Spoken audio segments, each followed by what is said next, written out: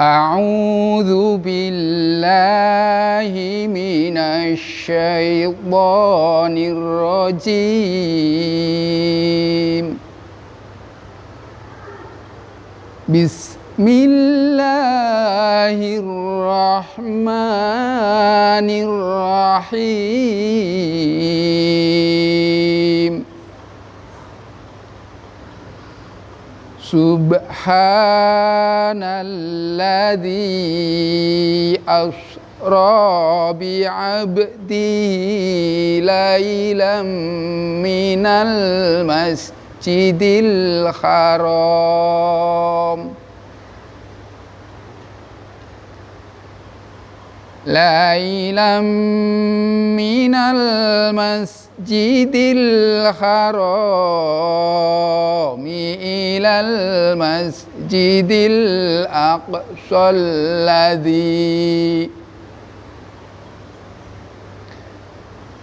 alladzi barakna haulahu linuriyahu min ayatina innahu was-sami'ul basir.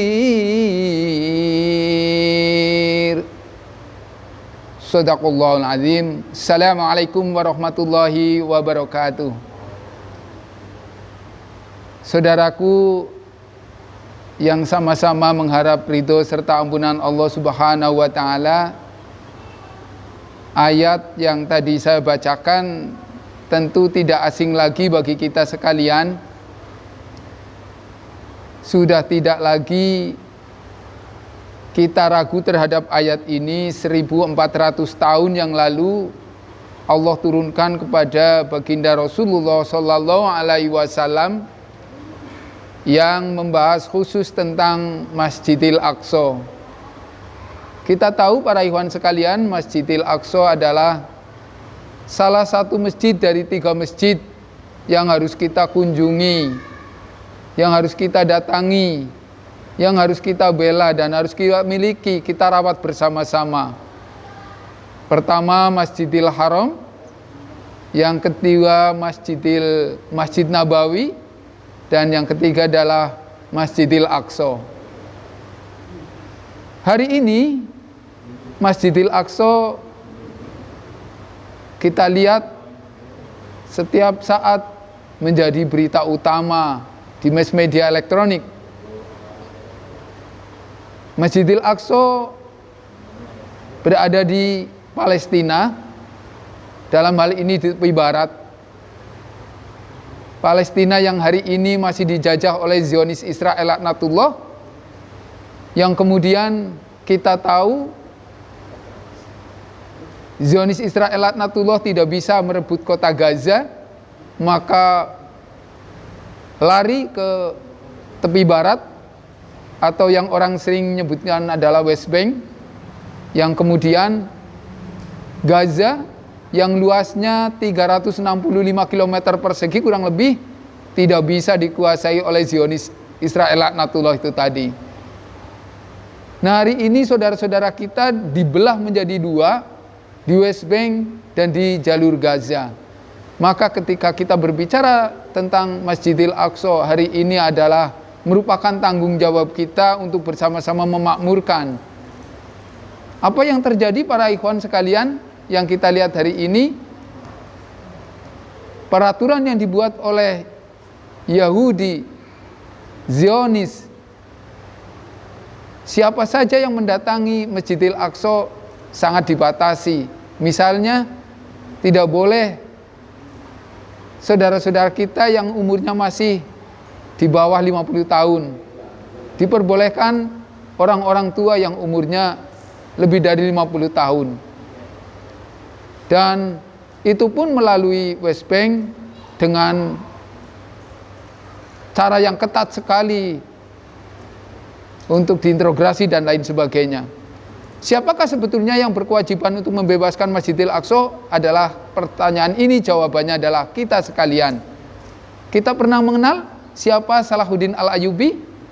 Siapa Umar bin Khattab?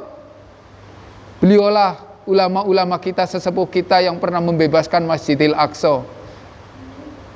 Umar bin Khattab tidak pernah membahas masalah-masalah furu'iyah yang hanya ingin mendatangkan pertentangan dan pertengkaran. Begitu juga Salahuddin Al-Ayyubi. Mereka fokus mempersaudarakan saudaranya dari tempat yang sangat jauh, roadmap dari satu tempat ke tempat lain berdakwah, hanya mempersatukan muslimin untuk bersama-sama mengambil kembali Masjidil Aqsa. Tentu saja kita harus menjadi peringatan buat kita dan harus menjadi contoh bagi kita, sesepuh kita, ulama kita terdahulu itu. Kita punya kewajiban untuk membela kembali, mengambil kembali Masjidil Aqsa yang sekarang ada di tangan Zionis Yahudi laknatullah itu tadi. Maka tidaklah mungkin jika secara parsial, secara individu kita akan mengambil kembali Masjidil Aqsa walaupun kita punya kesematan yang tinggi. Maka sesungguhnya kalau kita mau kembali kepada apa yang pernah dicontohkan oleh Rasul, oleh para sahabat dan ulama-ulama terdahulu, maka kesatuan dan persatuan muslimin ini menjadi satu hal yang tidak bisa kita tawar lagi. Maka itu sebabnya lah Allah sebetulnya mengingatkan kepada kita, korelasinya dengan surat Ali Imran ayat 103. A'udzubillahi minasyaitonirrajim. Bismillahirrahmanirrahim. Pada 102 Allah berfirman, ya ayyuhalladzina amanu taqullaha haqqa tuqatih wa la tamutunna illa wa antum muslimun. Maka ayat berikutnya, wa'tasimu bihablillahi jami'an wa la tafarraqu wadhkuru ni'matallahi 'alaikum id kuntum a'da'an fa'alafa baina qulubikum fa asbahtum bi ni'matihi ikhwana. Saudaraku yang dirahmati oleh Allah Subhanahu wa taala, maka dengan ayat ini kita diperintahkan untuk bersatu padu. Kalau bahasa agamanya itu, bahasa Al-Qur'annya itu berjamaah. Berjamaah adalah satu perkumpulan, satu kekuatan yang sebetulnya dahsyat sekali kalau kita mau mengikuti pola ini. Karena memang pada ayat-ayat lain juga Allah mengingatkan bagaimana ketika orang-orang kafir mereka bersatu padu, kekuatannya luar besar sekali. Waladina kafaru ba'duhum awliya'u ba'din ila taf'aluhu takum fitnatun fil ard wa fasadun kabir. Orang-orang kafir mereka bersatu padu, mereka beraliansi. Jika kamu wahai muslimin tidak bersatu padu, tidak berjamaah, maka akan terjadi kerusakan di muka bumi.